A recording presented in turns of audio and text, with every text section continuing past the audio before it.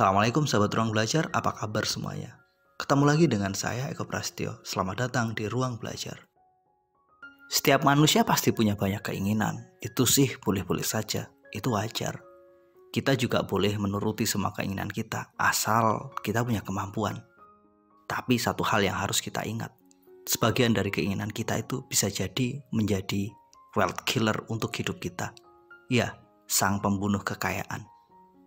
Buat kamu yang terjebak pada wealth killer, bisa dipastikan hidupmu pasti susah. Bisa dipastikan kamu pasti sulit kaya. Pertanyaannya, apa sih wealth killer itu? Lantas seperti apa bentuknya? Yuk temukan jawabannya di video berikut ini. Wealth killer adalah sebuah situasi, sebuah kebiasaan, sebuah keputusan yang jika kita mengambilnya, jika kita mengalaminya, secara otomatis kita akan terhambat dalam proses mengakumulasi kekayaan. Kita akan terhalang dari proses menuju kaya. Ketika seseorang mengambil keputusan finansial yang membuat seseorang terjebak pada wealth killer, yang membuat dia bertemu dengan sang pembunuh paling kejam yang menghambat kita menuju kaya, sangat mungkin kita akan terpenjara selamanya dalam lubang kemiskinan. Hidup kita akan berpindah dari satu kesulitan ke kesulitan berikutnya. Saya yakin dan percaya, pastinya sahabat ruang belajar nggak ingin mengalami kondisi ini. Nggak pingin bertemu dengan apa yang namanya wealth killer itu. Nggak pingin mengalami situasi ini. Ada begitu banyak wealth killer yang berkeliaran dalam hidup kita, yang ada di sekitar kita. Jika kita tidak hati-hati dan nggak bijak dalam menyikapinya, sangat mungkin salah satu dari perilaku kita, dari keputusan kita, adalah sebuah wealth killer yang kita ambil, tapi kita nggak menyadarinya. Salah satu wealth killer yang paling berbahaya dan merusak adalah keputusan untuk membeli sebuah mobil. Terlebih ketika kita membelinya untuk tujuan konsumtif, bukan tujuan produktif. Terlebih ketika kita membelinya secara kredit dan secara finansial, kita nggak benar-benar baik. Ketika kita mengambil keputusan membeli sebuah mobil secara kredit, sebenarnya pengeluaran yang akan kita keluarkan tidak hanya sekedar biaya untuk membeli mobil itu, biaya untuk mencicilnya, tapi ada banyak biaya lain. Ada biaya bahan bakar, ada biaya parkir, biaya tol, kemudian biaya perawatan. Begitu juga dengan biaya depresiasi, yang kadang nggak kita sadari adalah biaya kenaikan gaya hidup. Katakanlah, kamu punya income 8 juta sebulan. Kemudian kamu memutuskan untuk membeli sebuah mobil. Mobil itu dibeli dengan kredit dengan biaya 3,5 juta per bulan. Terkadang sebelum kita membeli sebuah mobil, kita hanya memikirkan dan fokus pada biaya cicilan. Apakah kita mampu membayarnya atau enggak? Kita lupa setelah kita membeli mobil, selain biaya cicilan, kita juga harus menganggarkan uang untuk biaya perawatan, bahan bakar, tol, parkir, dan sejenisnya. Kita asumsikan setiap bulan kita mengeluarkan uang sebesar 400.000 untuk biaya bahan bakar, untuk biaya tol atau biaya parkir.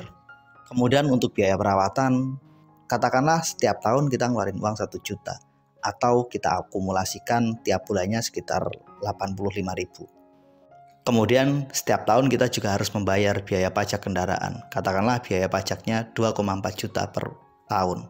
Artinya tiap bulan sekitar 200.000. Dari sini saja selain biaya untuk membayar cicilan, kita juga sudah mengeluarkan beberapa biaya. 400.000 untuk BBM dan sejenisnya, 85.000 untuk biaya servis, kemudian ada 200.000 untuk biaya membayar pajak.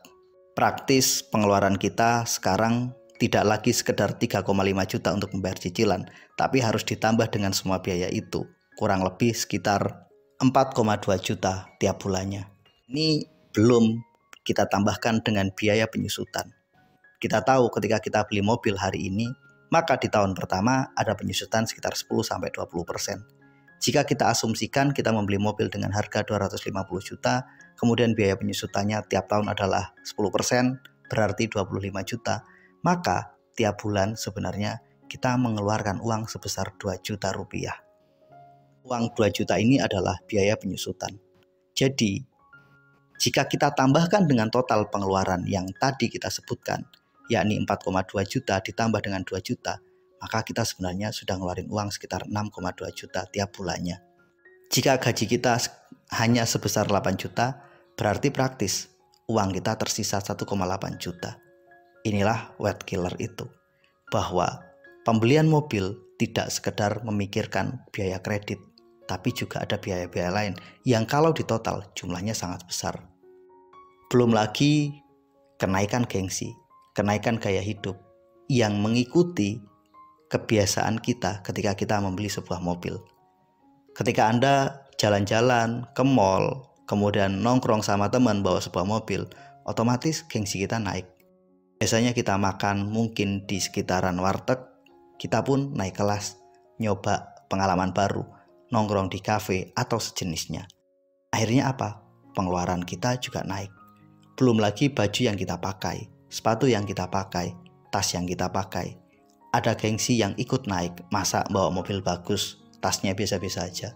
Masa bawa mobil, kaosnya nggak baik. Begitu seterusnya. Pendek kata, gaya hidup kita juga naik. Tanpa kita sadari, keputusan yang kita ambil untuk membeli mobil membuat semuanya berubah, membuat kondisi finansial kita nggak semakin baik, justru semakin buruk. Keputusan membeli sebuah mobil tanpa diimbangi dengan kemampuan mengakumulasi income, kemampuan menaikkan income, ini adalah keputusan yang konyol. Karena keputusan membeli mobil tidak sekedar keputusan yang sangat berbahaya, tapi juga sangat merusak. Ada begitu banyak pengeluaran lain yang menyertainya, yang kadang kita nggak pernah berhitung sebelum kita membeli sebuah mobil itu. Maka di titik ini kita harus sadar bahwa wealth killer yang sangat berbahaya adalah ketika kita mengambil keputusan untuk membeli mobil tanpa disiapi dengan kemampuan finansial yang baik. Kalau hanya sekedar mengandalkan gaji sebagai seorang pekerja dengan nilai mungkin 2 sampai dengan 3 kali UMR tanpa ada tambahan penghasilan lain, maka coba berpikir ulang untuk membeli sebuah mobil. Maka di titik ini, yuk berhati-hati karena mobil menjadi wealth killer yang sangat berbahaya. Bijak sebelum mengambil keputusan, berpikir jernih sebelum kita membeli.